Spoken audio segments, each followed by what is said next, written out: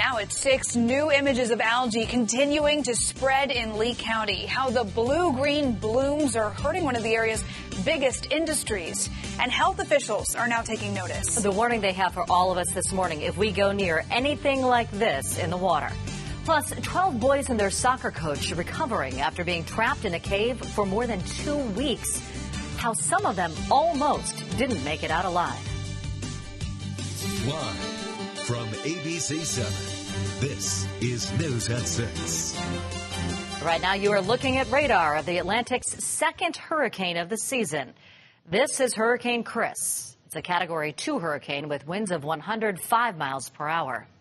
Thank you so much for joining us for ABC 7. I'm Jen Stacy. And I'm Emily Burris. Hurricane Chris, we like to see this direction. It's moving away from the coast of North Carolina. Meteorologist Jim Dickey is in the ABC 7 Hurricane Center this morning with more on Chris's track and what it's looking like here today. Jim, good morning. Hey, good morning, Emily. Yeah, pretty crazy to have a Category 2 hurricane this early in the year, this close to the United States.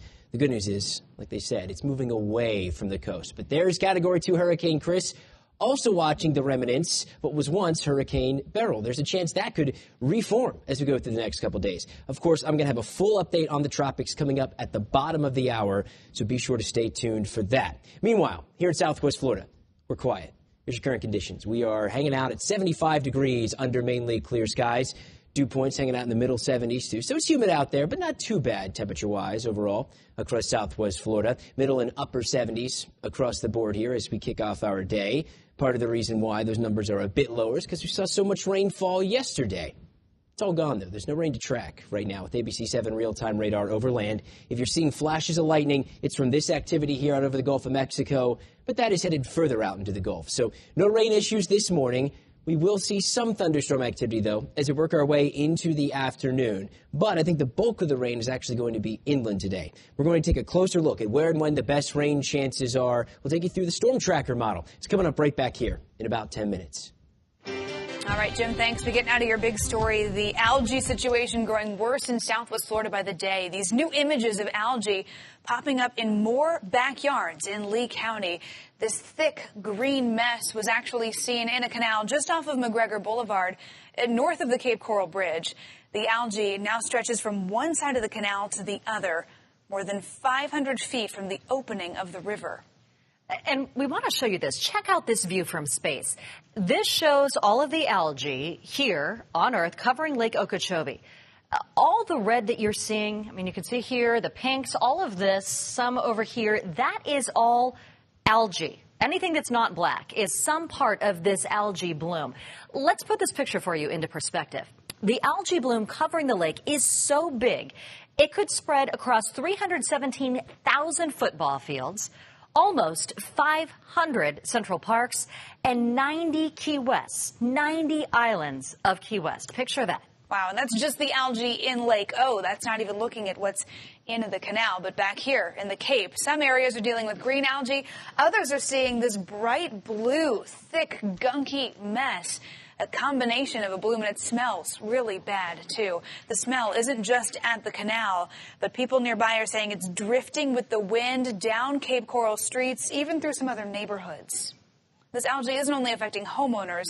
The health of some of our neighbors also at risk. It's taking a toll on businesses, too.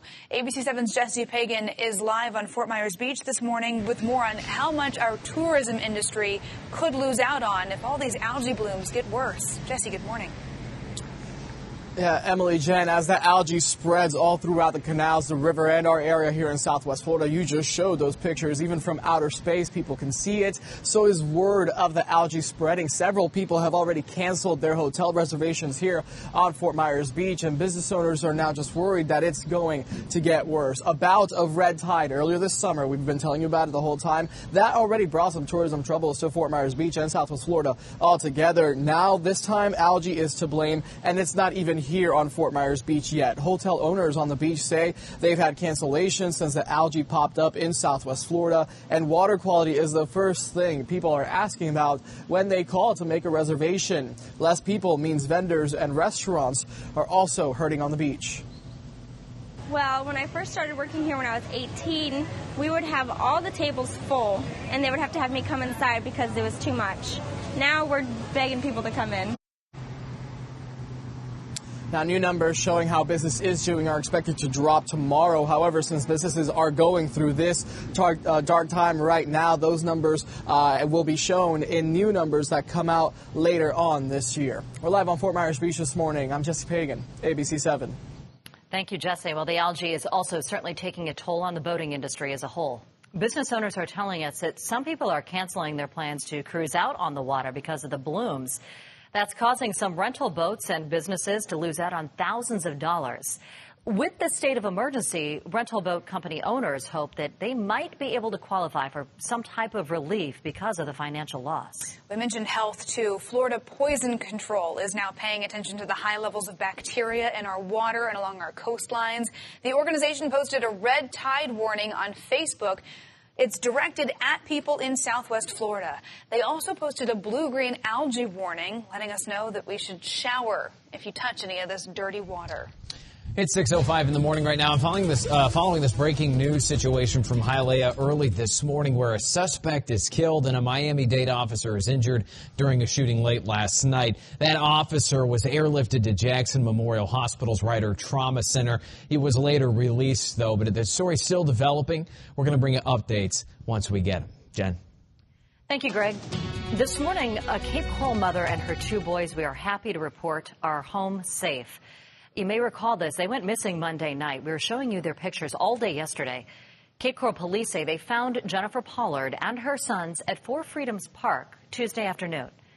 According to the police report, Pollard left her home Monday and then sent a text to her mom saying, quote, sick, need help.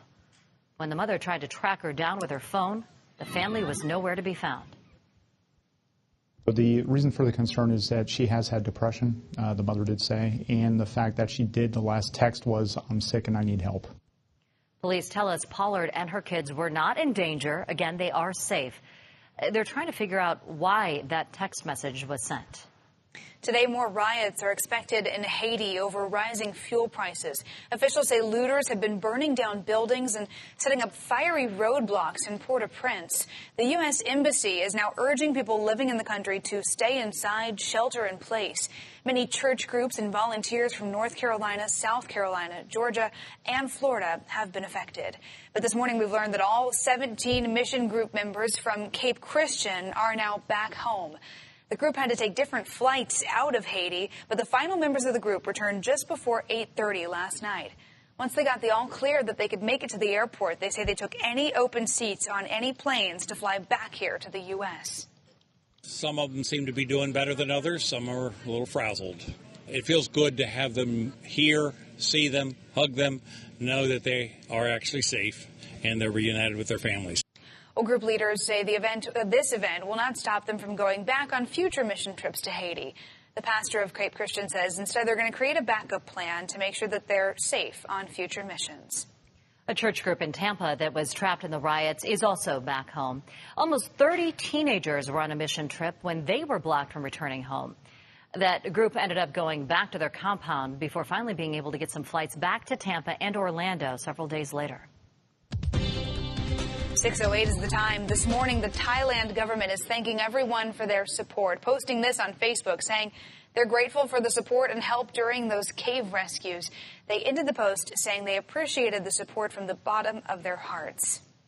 This morning, we know that Thai cave rescue almost ended in tragedy. Listen to this. Military sources told ABC News shortly after the rescue of the Final Four soccer players and the coach, the main pump in that cave failed. The cave started filling with water very quickly, and the crew scrambled to safety, even leaving behind all of their gear. Luckily, they got out safely. The soccer team and the coach were stuck in that cave for more than 2 weeks, but again, everybody is okay this morning, fortunately. Such an incredible rescue. Well, today, President Trump's Supreme Court Justice nominee heads back to Capitol Hill to meet with more Republican lawmakers. Brett Kavanaugh meets with Utah Senator Orrin Hatch and South Carolina Senator Lindsey Graham on the Hill today. Kavanaugh is seeking to build GOP support to help bolster his chances of becoming the next Supreme Court justice. The Trump administration is getting ready for another round of tariffs against Chinese goods worth $200 billion. A list of more goods that could face 10% tariffs was released on Tuesday. It includes things like seafood, fruit, vegetables, even rain jackets. The move comes after the U.S. imposed tariffs on Chinese goods worth $34 billion last Friday. You're looking at some new video coming into our newsroom this morning of the aftermath of a gas explosion in Wisconsin. This explosion happened when a contractor hit a natural gas main in a downtown area. Officials say the fire hurt firefighters and a police officer. Nobody died in the explosion, but investigators say the blast sent a plume of smoke and flames into the air. Some bystanders were also hurt in the fire. Fortunately, nobody had to be taken to the hospital. Firefighters were battling flames for more than 3 hours after that explosion. My gosh. All right, you know, getting married, it's said to be one of the happiest days of your life. Sure, but be careful how much you are spending on that special day. We're getting you more on how a big price tag could put your marriage in jeopardy. Plus, it's something you never expected to see. A turtle running.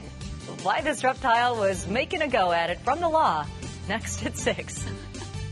If you're headed to work here this morning, don't expect any issues from the weather. Going to be plenty of sunshine once the sun comes up, of course. We'll see some thunderstorms, though, as we work into the afternoon. Another check of Southwest Florida's most accurate forecast is coming up after the break.